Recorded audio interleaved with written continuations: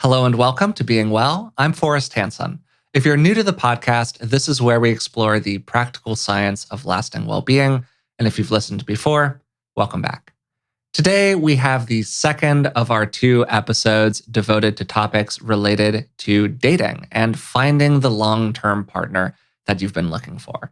To help us do that, I'm joined today, as usual, by Dr. Rick Hanson. Rick is a clinical psychologist, a best-selling author, and he's also my dad, which made the first conversation very interesting. So, Dad, how are you doing today? I'm good, and I thoroughly like this topic, partly because it really cuts through a whole bunch of hocus pocus, yakety yak, and psychology and self-help to some very real, down in the trenches kind of priorities for people. So I'm really glad we're doing this. Totally right on. Today, we're going to be focusing on some of the things that we frankly didn't have time to cover in the previous episode. So we're going to talk about what to look for in a partner, green flags and red flags, managing some of the early moments of conflict that can appear inside of a relationship, dealing with rejection, and maybe even some kind of heartfelt case studies. We receive a lot of emails from people about different topics related to this. And I kind of want to explore one or two of those that have come up pretty frequently. So before we get into today's episode, a couple of quick reminders. First, you can follow us everywhere on social media. I've included links to that down below in the description of today's podcast if you check that out. And then finally, if you'd like to support the podcast, you can find us on Patreon. It's patreon.com/beingwellpodcast. And for the cost of just a couple cups of coffee a month, you can support the show and you'll receive a bunch of bonuses in return. Okay, so I'd like to spend some time today talking about what to look for in a partner. Green flags, maybe some accompanying red flags, particularly beyond the kind of typical adjectives like somebody who's intelligent and nice and funny and all of that good stuff. So you've seen a lot of relationships walk into your office, Dad.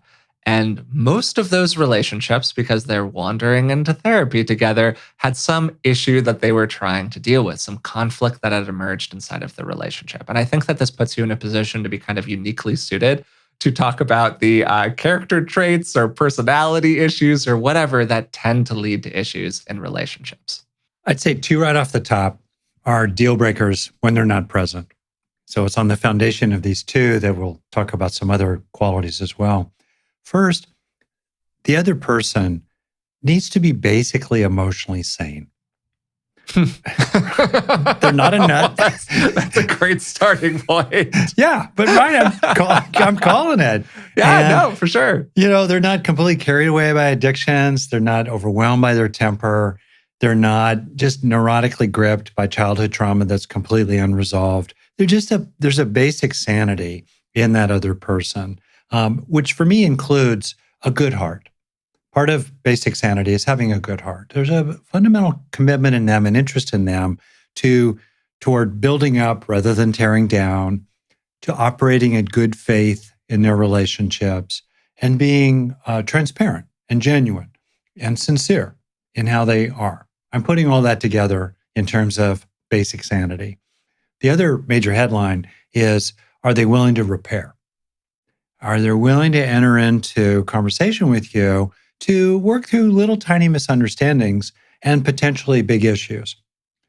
If you're trying to make a relationship that's substantial, maybe involving buying a house together or having children together, if you're trying to make a relationship that's substantial with someone who lacks these qualities of basic sanity that I've listed, and also and/or is someone who just will not repair with you, those are deal breakers.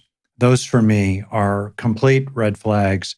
Sorry, no matter how cute or sexy or rich or whatever that other person is, they'll drive you crazy if fundamentally they're not basically sane with a good heart and are willing to repair.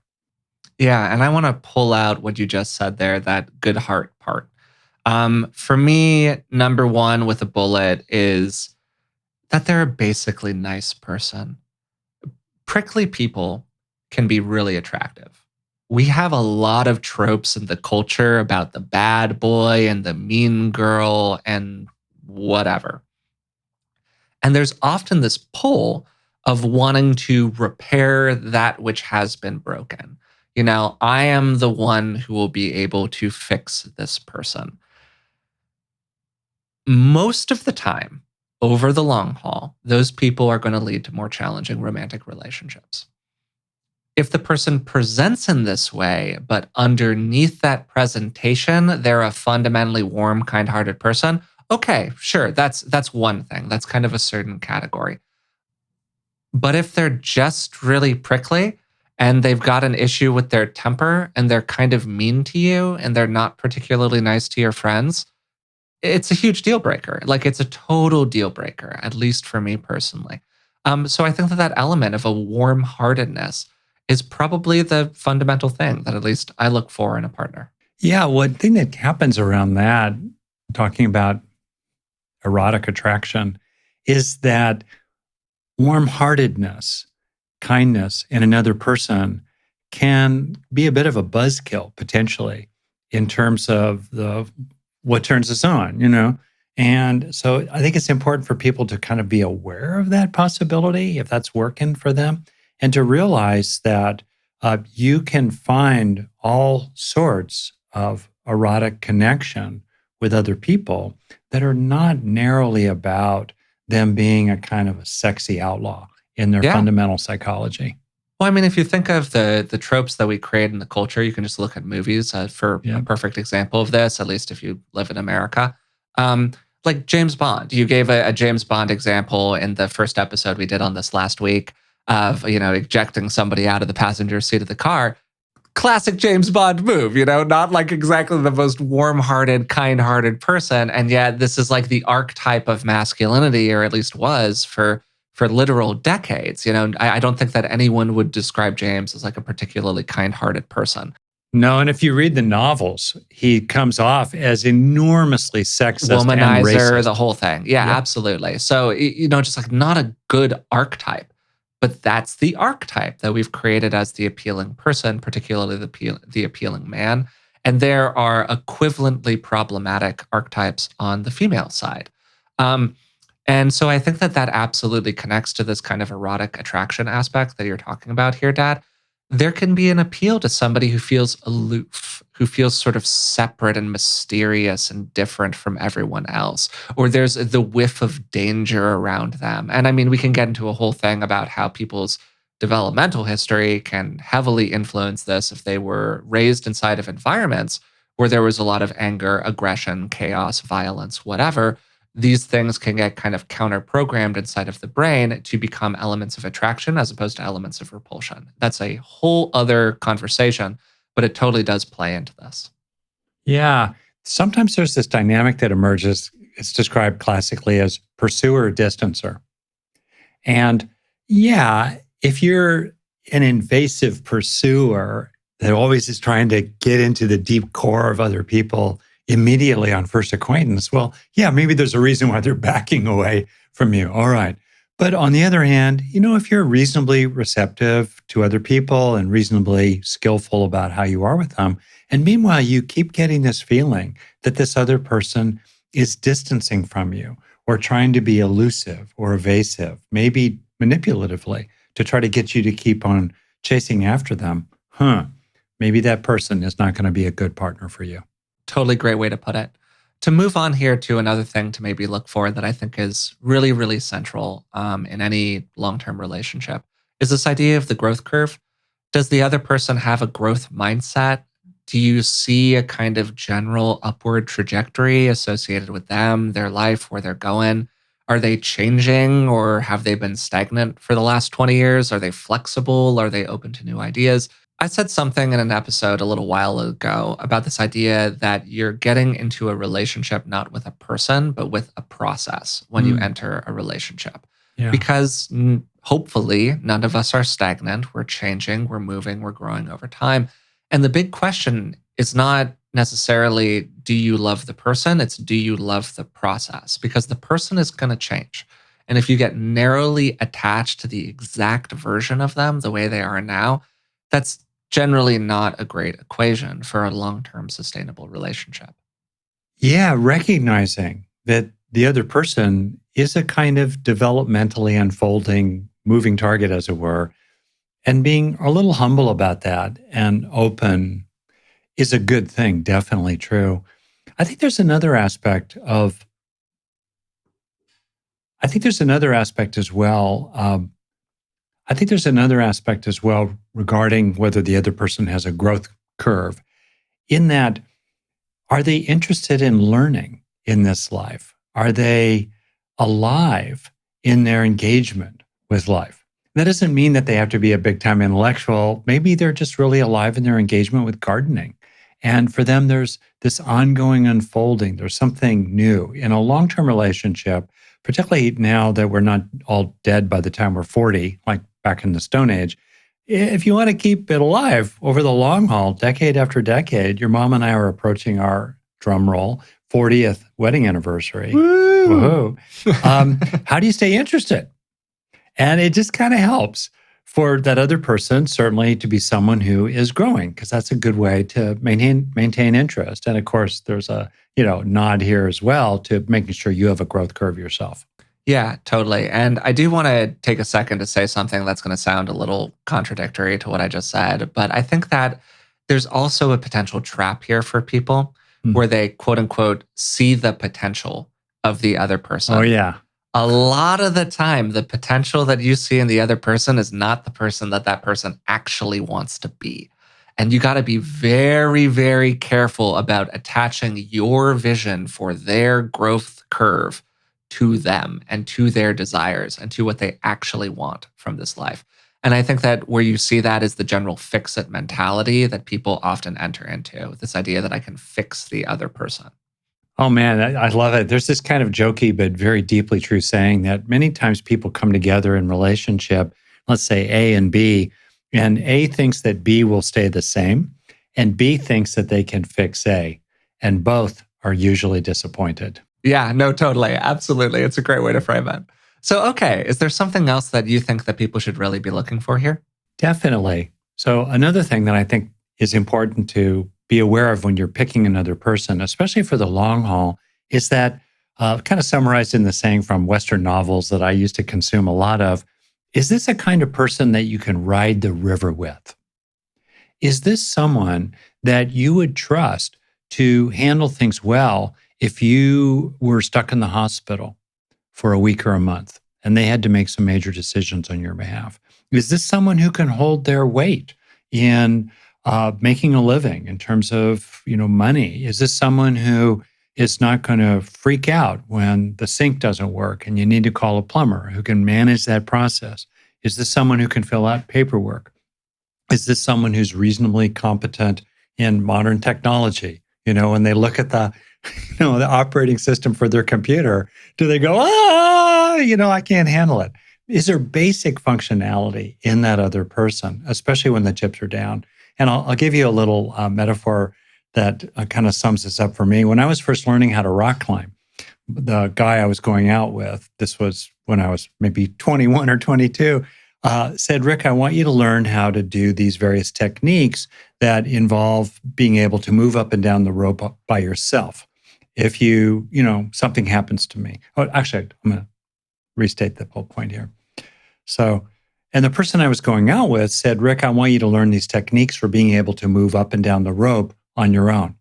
And I asked him, why do I need to learn that? And he said, because I need you to know how to do it if something happens to me. Oh, he wanted me, understandably, to have the kind of functionality that could help take care of him if the chips were down. And so that's kind of a way of thinking about what kind of capabilities do you want over there in that other person? Now, that doesn't mean being overly picky. Maybe their capabilities are a good complement to you, and that's a good partnership. Maybe they're not as educated, perhaps, as you are. On the other hand, they have a tremendous amount of good old-fashioned common sense and a willingness to learn new things. That's great. But bottom line, does this feel like someone that you can ride the river with? Yeah, I think that what you're pointing to here is the kind of unsexy reality that long term relationships are often partnerships just as much as they're romantic interactions between you and the other person. And I think that that gets more and more true the longer a relationship goes on for, generally speaking. That's not to say that you lose the romance. It's just that the paraphernalia attached to your relationship increases as time goes on. You have a kid together, you're figuring out your taxes together, you're buying a house together. I mean, hopefully at some point in my life I'll be able to do that because the market's completely insane. But anyways, the point is, theoretically, if you're not a millennial, you're buying a house together or whatever. That's a conversation for a different podcast. But yeah, so you have these practical engagements that you have with another person, right? Are they going to be able to pull their weight inside of those practical engagements? And again, it's not like the most fun thing to talk about, but I think that it's an enormously critical thing to figure out because it's the kind of grit that gets into the motor of your relationship when you have all of these tiny interactions where you're just sort of frustrated by the other person's ability to really show up. Hey, one kind of functionality I kind of want to name here too is, can they navigate reasonably well relationships with your friends and your family? Just the basics. Can they be polite? Can they be interested? Just basic kind of stuff. Are they someone that your friends and family will like and will enjoy being around and will not feel put off by? So that's something else to think about in terms of functionality. What just piggybacks on this whole thing that we're talking about right now is what I like to call the friend factor. Great. A lot of the time, people are kind of better suited by identifying someone they'd like to be friends with first and then going from there into the actual relationship. In general, I think that it is a wonderful way to think about being with somebody over an extended stretch of time because most of the time that you spend with your partner is not going to be romantic. You're going to be watching a movie together. You're going to be sitting in an airport together. You're going to be taking a kid to school together. You're going to be shopping for groceries together. It's very practical stuff. You're just killing a lot of time with this other person a lot of the time. Is that time going to be pleasant for you or not? That is the fundamental question, I think, for most relationships. Do you enjoy hanging out together? And I have been regularly struck by the number of relationships I've been around where it just didn't feel like the two people actually enjoyed hanging out together when they Yeah. weren't doing something special and relationshipy. Yeah, I think you're describing situations in which I've seen where there's an erotic dimension that Hmm. is satisfying. Yeah. There's also love, Hmm. but there's not much liking.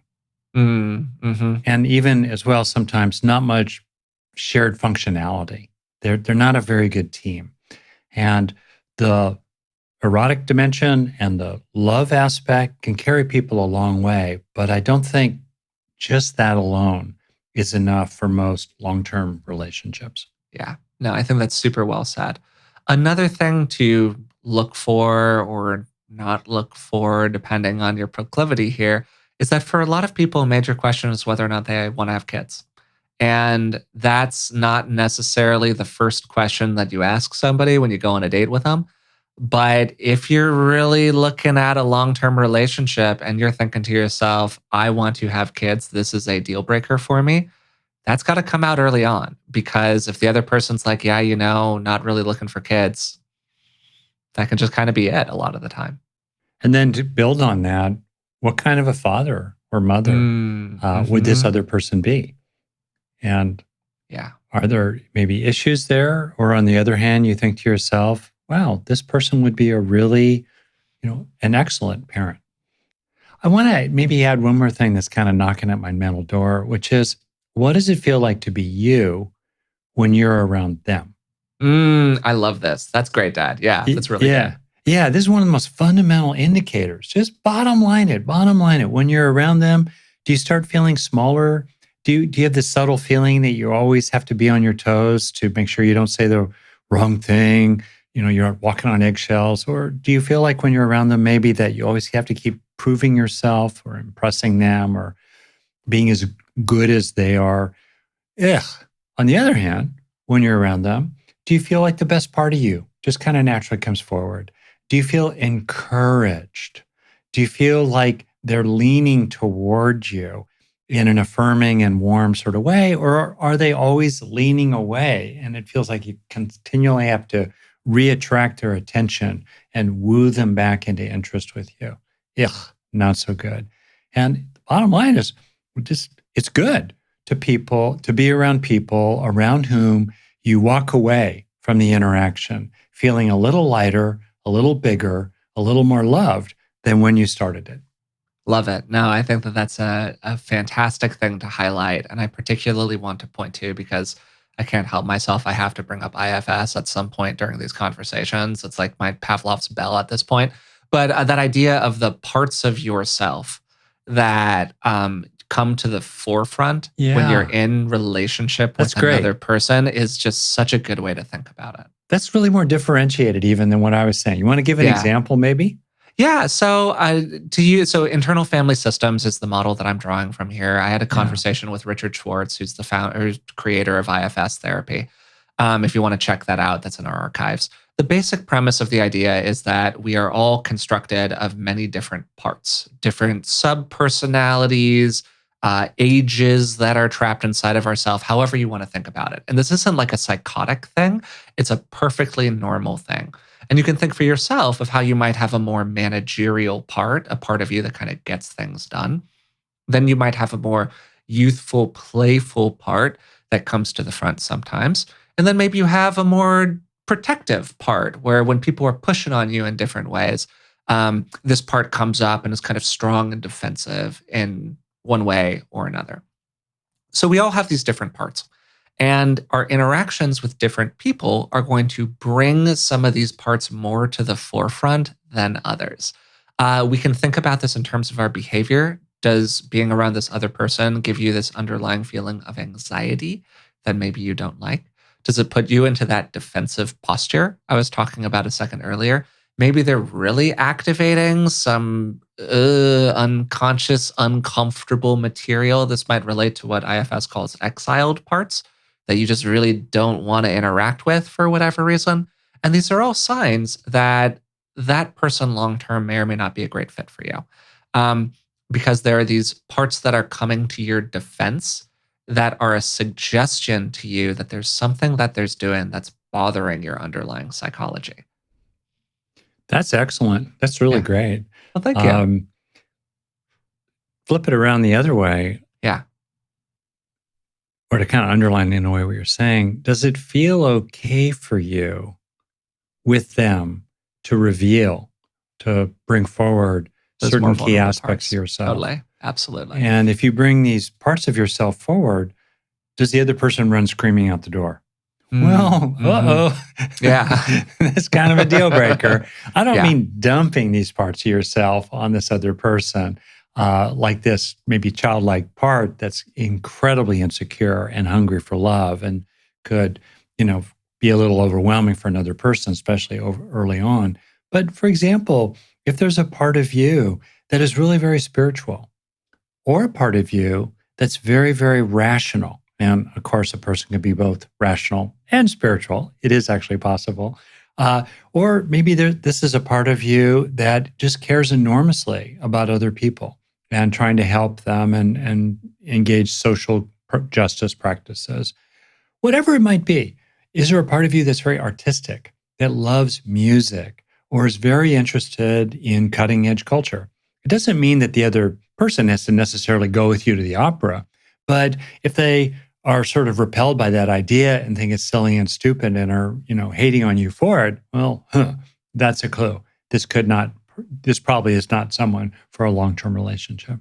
I think you're totally right. I want to use this as an example of a kind of thing. Again, using my own relationship because that's the basis of my greatest familiarity. Elizabeth that's my partner, has more of a predilection towards spirituality than I do.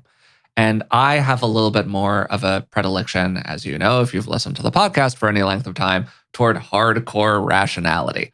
And we have definitely butted heads over these topics at various moments in our relationship. But we've always been able to do it in a way that was profoundly respectful toward Mm, the other person's viewpoint.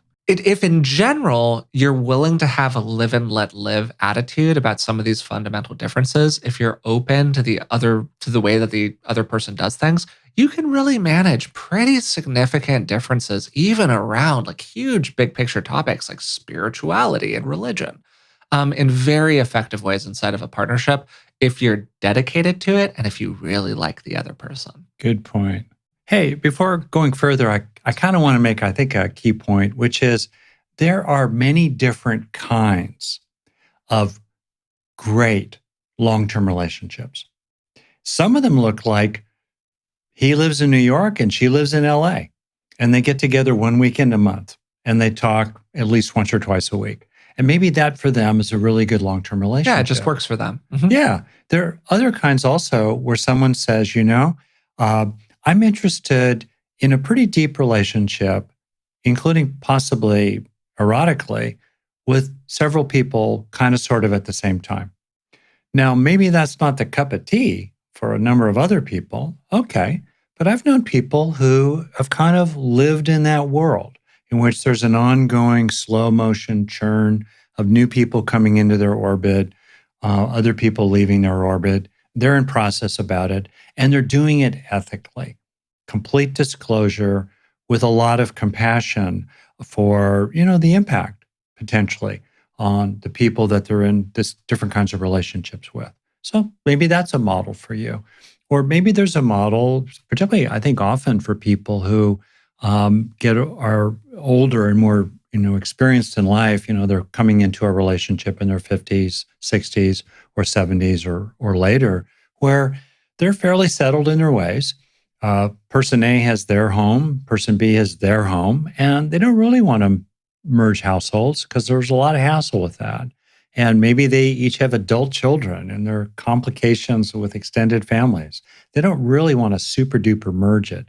On the other hand, boy, do they enjoy each other's company. Boy, is it fun for them to travel together.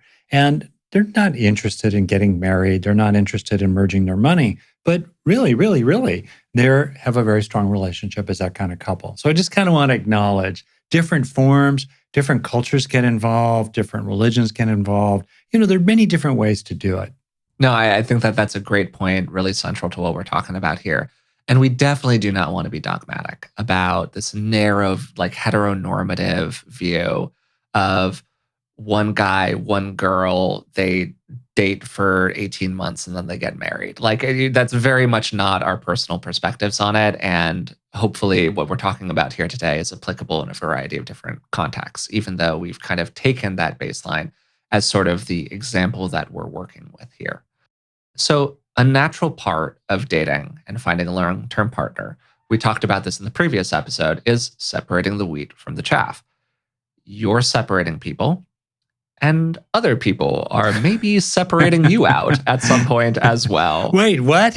It's the pain of the process, So I we thought all have to everyone learn. was supposed to love me. I mean, Dad, I love you a lot, and I think that you love me a lot, but I don't know if I'd date you. So, it's different strokes for different folks there. Anyways, jokes That's aside. kind of Jokes aside. ageist, if you just right up front, right there. There's Freud would have some commentary. It's a whole mess. But anyways, Yeah. what we have to do here at some point for almost all of us is learn Yeah. how to deal with rejection Mm. and related experiences of not feeling tremendously wanted by other people. There are probably a lot of people listening. I mean, I've definitely had these in my own life who have had many experiences of things not working out in the past for one reason or another. And they have to both kind of deal with that pain, move forward, and hopefully do all of that without their self worth really taking a beating. So, for starters, I'm just wondering about what kind of how you think about this whole territory. And then also what some resources are that maybe support people in getting comfortable with the reality of being rejected. Yeah. Two early points entering into it. One is this basic foundation of any kind of ethics that rights for me are also rights for you. And responsibilities for you are also responsibilities for me. We're on an even playing field here.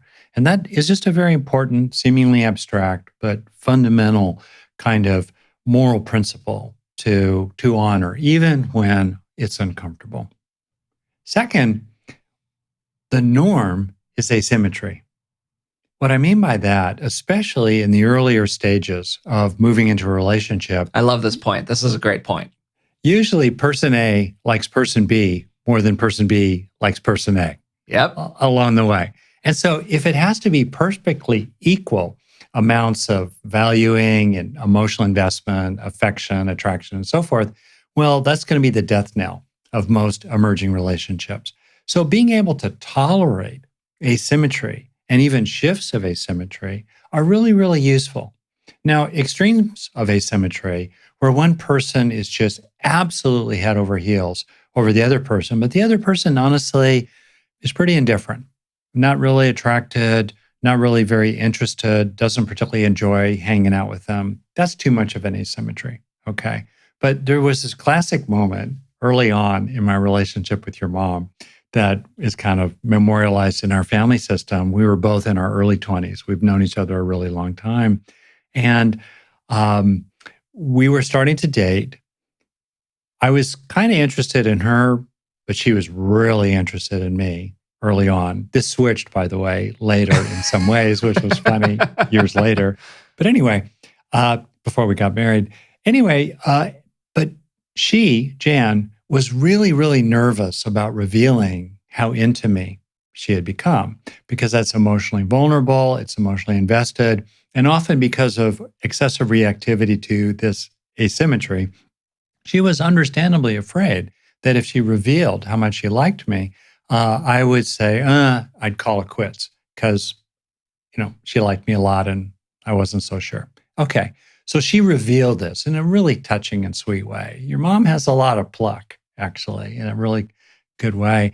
And I had enough wisdom in me. I don't know where it came from when I was maybe 24 at the time or younger. I said to her, really, you like me more than I like you, and it's okay.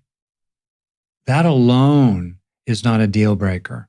I do like you, and you like me more than I like you, and that's okay. And we're going to build from there, which gave her immense relief and, didn't end a relationship prematurely, which, some years later ended up with wedding bells.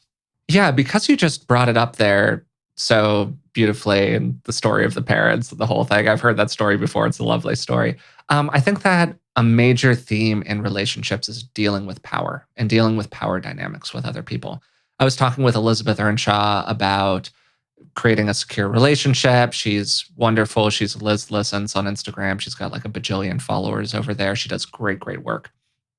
One of the things that she said that really stood out to me from the conversation was one of the most important things to look for in a partner is how they handle power, how they handle being in a powerful position, how they handle being in a not powerful position. Because a lot of what tends to end a relationship are long term imbalances of power. It's very, very challenging for a relationship to survive an extremely large, extremely long term power imbalance without some real thoughtful finesse from both parties involved. And that's, extremely uncommon. Um, Classic examples of things are, I'm going to say that again. Classic examples of this are little things like how somebody treats a server at a restaurant, which for me is always like a huge indicator of what kind of a person they are, to be perfectly honest. Um, but there are much more big picture examples of this as well, including how we handle those early power dynamics in terms of one person liking somebody a little bit more than the other person likes them back. So I want to take some time here now to talk about just like the emotional reality of rejection. We can use all the fancy language we want to. We can talk about, oh, they were just looking for something else, or, oh, your model of relationship is different from their model of relationship. Oh, they weren't a qualified prospect because they didn't like you enough. Doesn't matter. End of the day, it sucks to be rejected by somebody else. That is an emotionally painful experience. And I'm sure you've had people walk into the office who were feeling that pain. How did you work with them about it? Oh, yeah. First step, of course, is to be with it. We talk about that. Mindful awareness of what you're feeling with some qualities of acceptance and kindness for yourself, compassion, and maybe some investigation of what could be younger or more tender underneath it all that's in the mix. like being left out of friend groups when you were maybe in junior high school. So, step one. Step two, I guess I'm just like this. What can you learn? It's sort of annoying, but is there anything to learn here? This is your siren song, Dad. What growth can I glean from this moment? That's kind of the classic Rick Hanson. That's right. And for me, it's hardcore self-reliance. It is as old school, I don't know, my Midwestern ranch, dad roots kind of thing, or my mom navigating growing up with a single mother, in poverty. What can you learn? Okay, it happened, like kicked you in the teeth. Something occurred. What can you learn? And sometimes what we learn is that there's nothing to learn. Really, there's nothing to learn here. Actually, this other person maybe did you a favor. You don't really want to be with them anyway. Nothing to learn here. You were perfectly fine. Well, maybe on the other hand, there's something to learn like, am I misrepresenting myself on my match profile and just attracting the wrong kind of people who are never going to be into me? Because people who are never going to be into me are the wrong kind of people, if you think about it. Maybe I could learn something about the early stages of interacting with people, that they said something that could have been a clue to me and will be a clue for me going forward, that, this is not going to go well with this kind of person. We're just too different, or there's something here that's going to be a gears grinding for the rest of our time together. Okay. So now I'm going to pay more attention to that. That might be something I could learn. Or when I rewind it and I replay the movie, I can realize that there were these funny little moments, turning points in interactions, which then form relationships, where I just dropped the ball. They tossed me the ball. Maybe I didn't quite realize it. Maybe they were a little euphemistic or diffident about it, but they tossed me a ball. And I just didn't respond well to it. Well, I could learn that, maybe, going forward. Or maybe there was some kind of awkward first fight, the very first fight in our relationship. And there too, I lost my cool. I blew him off. I wasn't a good listener. I was really kind of unreasonable. All right, I could learn something there too. So whatever it might be, is there something to learn? And what I like about that orientation, and you're right, it's very on brand for me, is because it seems at first like it would make you feel worse to face up to whatever there is to learn here, whatever correction is to put in for the future. But what happens really quickly is that when you come into it with a growth mindset, and then you bring to bear a growth toolkit, so you actually don't just recognize growing as possible, but you can be an engine of that actual, real, lasting change for the better that is growth. It makes you feel good. Okay, I'm harvesting all the value here, head up, head high, and now I'm going to be better equipped, and my odds are going to be even better the next time around. So on brand. It's just so on brand. Like you're becoming a parody of yourself here, Dad. That was an unbelievably on brand riff from you that also has the benefit of being deeply true. So okay. I completely agree with it. And I think that part of what you're highlighting here is moving into agency, which, now I'm becoming a parody of myself here by talking about and finding a way to drop both IFS and agency into today's episode. Like, wow, here we go, Forrest. But yeah, because you're really talking about, okay, this thing happened that I can't control. And we haven't talked about this so far, but I think that it's totally true that the reality of relationships is that you release a degree of control. You can't make somebody else like you. Yeah, it's power in a sense you're talking about right there. You are releasing that power. You're limited in your power. Yeah. Yeah. And one of the most important things to do when you enter the dating arena is to come to grips with the reality that you cannot make other people like you. And one of the most unhealthy things that happens inside of relationship dynamics are when one person tries to force another person basically to like them. Connected to that, you're talking about kind of one way we can claim agency, which is by going, hey, what can I learn from this? What can I take from this? How can I better my life moving forward? Maybe another way to think about that, particularly with the pain associated with rejection, is coming into contact with the things that you authentically do feel worthy about. Because rejection is an injury to self worth, right? It's saying, hey, you're not good enough, quote unquote, for what I want. And if you're listening to this podcast, my personal view, loving all of our listeners, is that you are a deeply good person and you really care about this stuff and you are worthy and you have elements of your personality that are unique and are engaged and are interesting and all of that good stuff. You probably spend more time thinking about these topics than the average person does. So I am deeply confident that everyone who listens has an element of them that is not only profoundly worthy, but is truly unique and exceptional. And we can find a lot of different ways to reconnect with that, particularly when we've had an injury to self worth, like being rejected by another person. I think about a relationship that I had probably about 10 years ago, ballpark. So I was in my early 20s, and it was a relationship where we broke up. I was broken up with. And it just really stuck with me, and I couldn't get over it. I was chewing on it over and over again. And I went through a lot of processes that ultimately helped me out. But the biggest thing that helped me out was finding ways to feel worthy, identifying things I was good at, feeling capable in other ways, kind of pumping myself back up after I'd been kind of knocked down from the perch. And sometimes people, when they hear that, they start thinking things like, oh, well, won't that just make me narcissistic or whatever? But as we've talked about many times on the podcast, those kinds of behaviors, narcissistically oriented behaviors, are often find their roots in a deep lack of self-worth, not an Mm. authentic sense of what you're truly good at. Oh, beautifully said, Forrest. And Yeah, thank you. I think highlighting the social dimension of the Mm, challenge to self worth is yeah. useful too. It's implicit in what you said, bringing to mind the feeling of others who do care about you. Maybe they don't care about you in romantic ways, but they still care about you. They like you. They're your friends. They're your family. They're maybe your parents. Yeah, that too can help a person feel better uh, about the rejection that happened. I think it's also helpful to stay with the primary wound.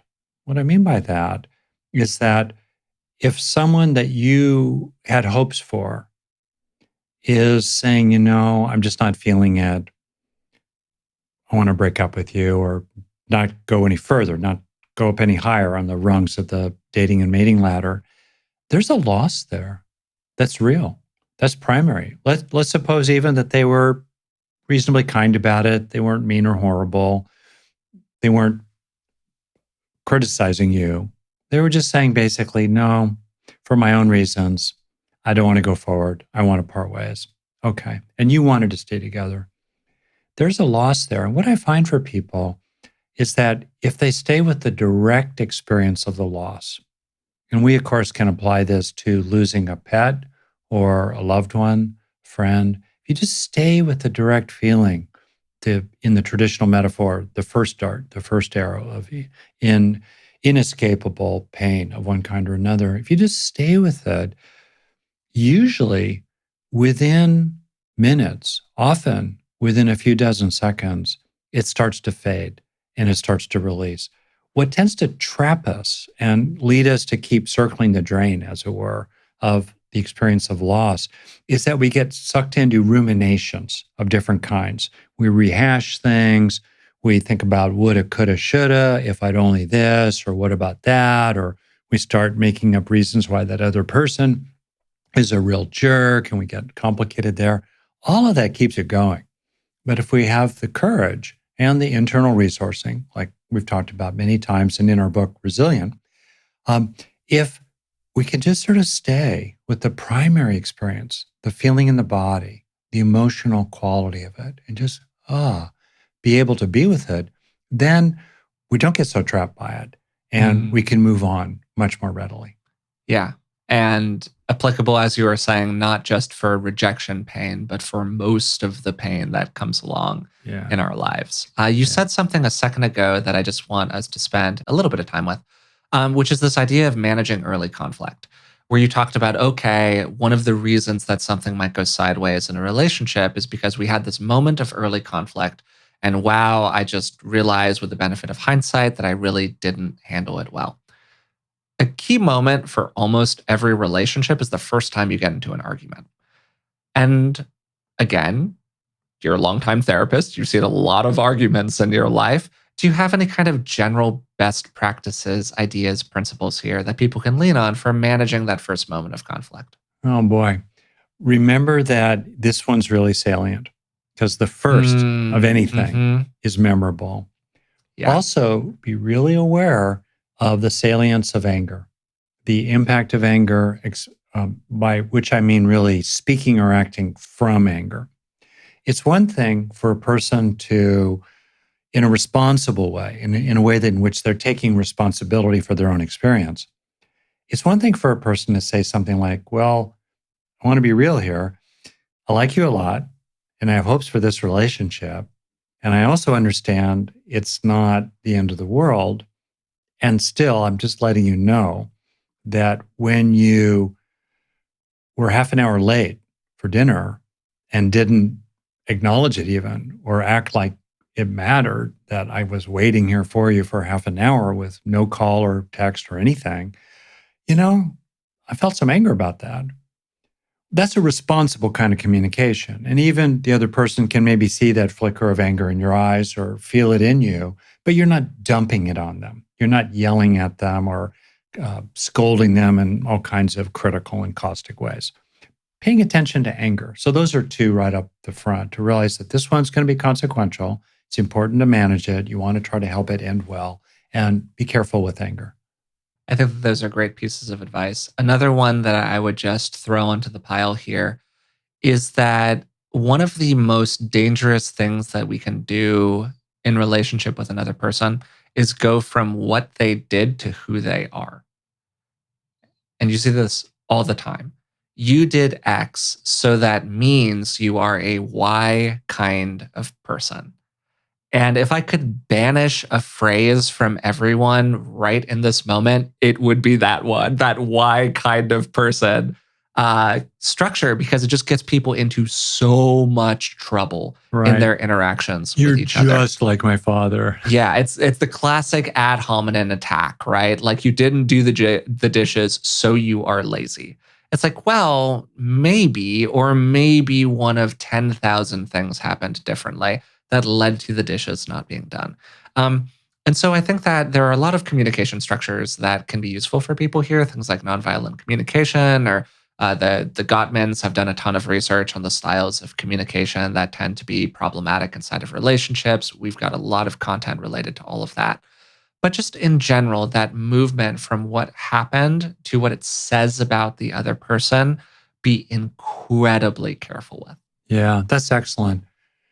So then let's say now you're in it, okay? Yeah. Okay. And two things pop out strongly for me. The first is to really find out what bothered the other person. Like, what did the event mean to the other person? What are the underlying qualities in the other person that were triggered or stirred up? And really try to understand and make sure you understand really what was going on here rather than jumping to conclusions.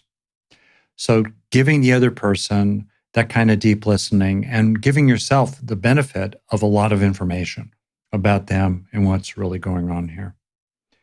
Second, to the maximum reasonable extent possible, and you decide what's reasonable, deliver the goods. Cop to your part, admit your own fault, whatever it is, if it's anything. In particular, zero in on what to do from now on. That's the maximum that you can deliver related to whatever that other person got mad because they felt let down in some way, they weren't getting what they wanted in some way, they felt mistreated in some way, they felt like there was a breach of trust in some way. Something happened that involved you. And to the extent that something actually really did happen that involved you, even unwittingly, it wasn't your deliberate intent, there was no evilness in you that was about it, but boom, it landed on that other person. What's the correction you can put in and make an agreement about, in effect, going forward? And give the person the maximum authentic delivery of those commitments you can early on. That will save a lot of trouble. It maximizes the likelihood that they will be able to do the same for you when it's you who's bothered. And if you're going to give it to them anyway, why not give it to them up front? Not as some slick manipulation to get them to shut up, but as something in a really heartfelt way that maybe is summarized kind of like this. Wow, I'm sorry, I didn't quite realize what was happening there. I'm not trying to deny my impact on you. I can really get it. And I I really I'm sad that I landed on you like that. Period. And I apologize for it, really. And going forward, I can tell you that from now on, I'm going to ABC. I'm going to steer clear of that kind of languaging around you, or I'm going to be much more careful to be on time when we make a date with each other. I'm going to take our time agreements very seriously. I'm going to listen more deeply when you start talking rather than have my eyes bouncing all over the room. I'm not going to be checking out and looking at other attractive people while we're on a date with each other, sitting here at the bar. Sorry, got it. I'm going to listen more carefully when you start going off on, politics these days. I'm going to give you the benefit of the doubt. Whatever. I'm going to deliver those goods. Why not deliver the goods up front if you're going to anyway? Great.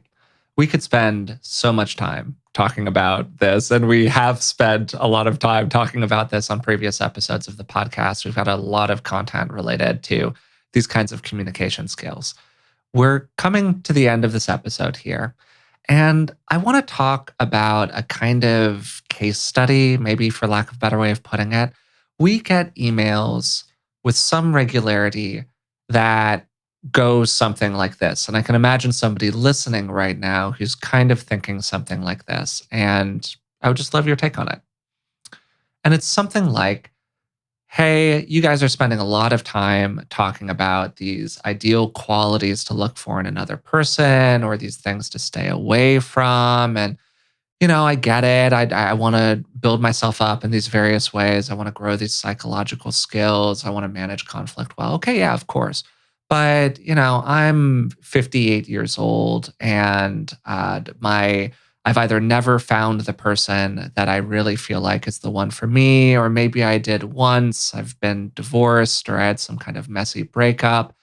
And man, I'm just looking for anyone. I just want to find somebody who thinks that I'm valuable. And I'm having a really hard time doing that. And now I'm just not really in a situation where there are a lot of those qualified prospects running around that you're talking about. Man, like, what can I do? How can I feel about this? And I'm just wondering if you have anything to kind of say to that person. Oh, I've talked with this person many times, and I really respect the truth, the reality of the situation you're describing there. Some things I think are helpful. First is to find a way to have a life worth living, even while fill in the blank, even while grappling with a disability, even while not having a life partner, even while being forced through circumstances to have really tough economic conditions and a crummy job you're stuck in, because that's how you get your health insurance for your disabled son. Uh, how can you have a life that's a good enough life for you, that has meaning and value and fulfillment and even a process of gradual awakening, no matter what your circumstances are? So, part one. Part two, uh, can we have part of the pie in our relationships with other people? Maybe we can have a friendship with someone that we really enjoy in terms of shared interest, and there's just no mutual physical attraction. That one's a non-starter. Maybe because you tried it once and you realized it was a non-starter. So, but there you are. They're still a good friend. It's part of the pie. It's not the whole pie. And I've known people who are just so attached to the whole pie that anything short of the whole pie means no pie at all. So be willing to have that. Third, sometimes it just happens that we realize that, in terms of my pie metaphor, this is someone who we would never really want to live with, but to hang out with them, maybe erotically once a month, to go on a little trip with once a year, that's better than nothing. And that's really pretty good. And you're good to go with that. So I think sometimes there can be a place for that. And the last thing I'll just say, kind of related to my fairly blunt and maybe somewhat at odds with the touchy-feely dimension, of my personality and our show here, being realistic about demographics and not so personal about it can sometimes be really helpful. And I'll say something potentially controversial here. When I think about many people in their 50s that I've known who are interested in finding a life partner for whatever reason, they're in their 50s and they're heterosexual, let's say.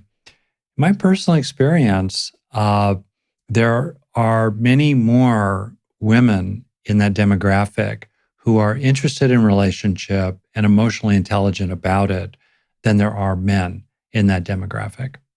So there's a big asymmetry there in terms of the number of buyers and the number of sellers. That's just reality. And a takeaway from that is not to despair, but to realize that some of the struggles you're having are a lot just baked into all kinds of global factors. The other thing is to realize that if you're really intending to find a person, the dimension of finding and mating, dating and mating that is about marketing, broadly stated, is really, really important here. Because if you need to find someone while there being many, many other, let's say, women who are also competing for that single, attractive, appropriate, let's say, heterosexual male individual, your marketing plan needs to really be well developed. And that's just realistic. Yeah. Yeah, I have enormous empathy and sympathy and appreciation for somebody who's in that position, which I think many, many, many people are in that position.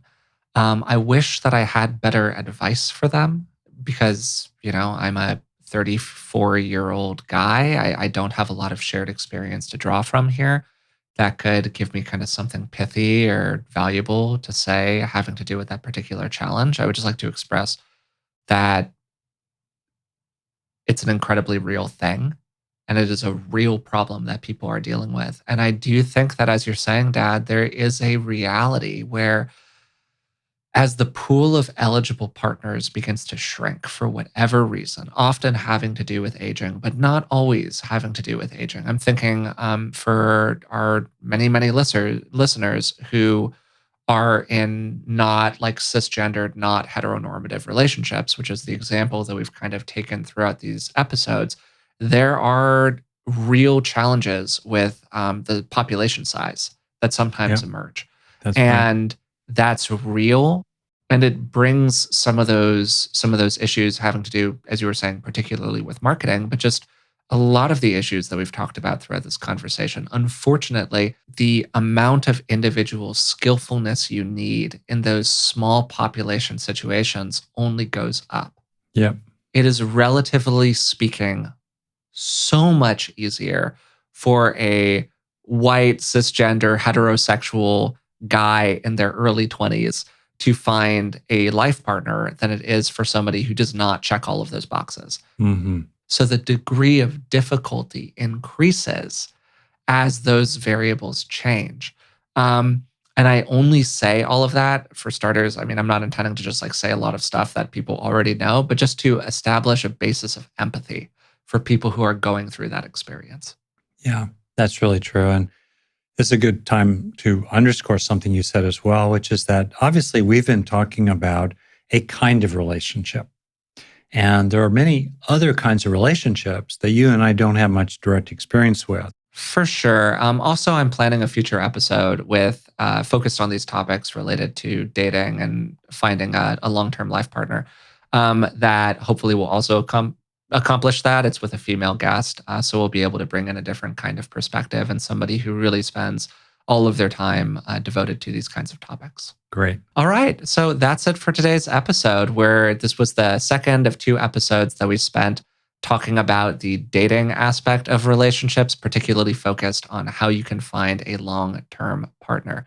We talked today about green flags and red flags, managing those early moments of conflict, dealing with rejection, and ended with that kind of tender note focused on people who are having a tough time finding that person. We started today's episode by talking about some of the green and red flags that can appear inside of our relationships, and particularly what we can look for in a partner. Of course, we all probably want to be with somebody who is intelligent and nice and funny and so on, but we were trying to identify things that maybe run a little bit deeper than that. Rick started by naming two key things. The first one, that they be relatively emotionally sane, that they not have a huge anger management issue, that they not be so preoccupied with their past that it incapacitates them in the present. However, you want to define that, that they be pretty much a psychologically functional person. And then, second, that they have the ability to repair with you. Breaks of rapport are inevitable in our relationships. There's no such thing as a conflict free relationship. So it becomes incredibly important to be able to repair those conflicts when they naturally emerge. I followed that up by talking about the kind heart. Maybe more so than anything else that I would look for in a prospective partner is somebody who is basically a nice person. And this runs counter to a lot of the cultural narratives that we tend to internalize. Prickly people can be very attractive. We talked for a little while about the James Bond archetype of this sexist, womanizing, horrible, murdering assassin who we've constructed as the kind of most sexy man alive over the last several decades of pop culture. And there are, of course, the female version of these bad boy archetypes. And while it can be tempting for a variety of different reasons to fall into this kind of, ooh, I'll be the person to fix them relationship with that problematic person, long term, these people are not great romantic partners. We then talked for a while about identifying a person's growth curve and finding somebody who has a upward trajectory in life. Do they have a growth mindset? Are they interested in learning? Are they changing or are they stagnant? Generally, it can be healthy to enter a relationship with the assumption that a person just is the way that they are.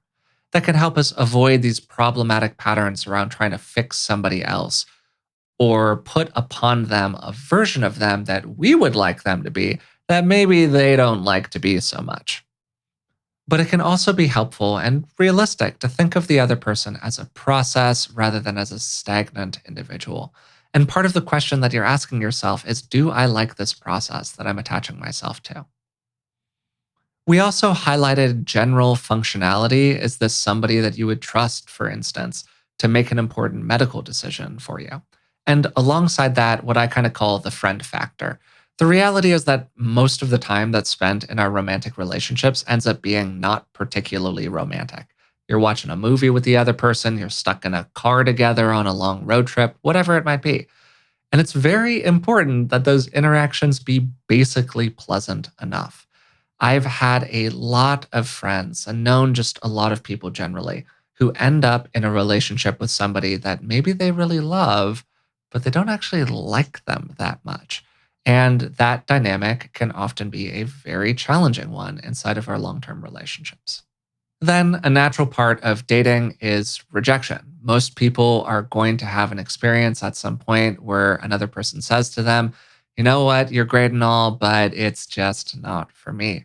And we talked a little while about what we can do about that. Rick, in classic Rick fashion, went to learning. What can we learn from this experience to make things go better in the future? Which is itself a kind of claiming our agency, which is a favorite Forrest topic. So we really did lean into our tropiest version of ourselves on this podcast during that conversation. I then talked for a little while about connecting with the aspects of yourself that truly are worthy, the things you know that you're good at, the things that help you feel capable and desirable out in the world. And even if that's hard for you to find, I know that you have those aspects. And I really believe in you. I believe that you can identify those aspects inside of yourself and give yourself full credit for your own worthiness. Then we talked for a little while about managing early conflict, and Rick had a couple of great points. One of the first things that I really want to highlight is how that first moment of conflict with somebody else is going to be very, very salient to them. It stands out, and it's going to kind of set a precedent for how your future interactions with them go. Then I mentioned how important it is to stay away from ad hominem styles of attack and avoid going from what someone did to what that thing says about who they are. The kind of silly example that I gave is you didn't do the dishes, so that means that you are a lazy person. That is a death knell inside most of our relationships. If you've been enjoying the podcast, we'd really appreciate it. If you would take a moment to subscribe through the platform of your choice, maybe leave a rating and a positive review, it really does help us out. Also, you can tell a friend about it. It's one of the best ways we have to reach new people. If you'd like to support us in other ways, you can find us on Patreon. It's patreon.com/beingwellpodcast. And for just a couple of dollars a month, you can support the show and receive bonuses like transcripts of all of our episodes, ad-free versions of what we create, and expanded show notes where I go into the research behind all of the episodes. That's it for today. Until next time, thanks for listening.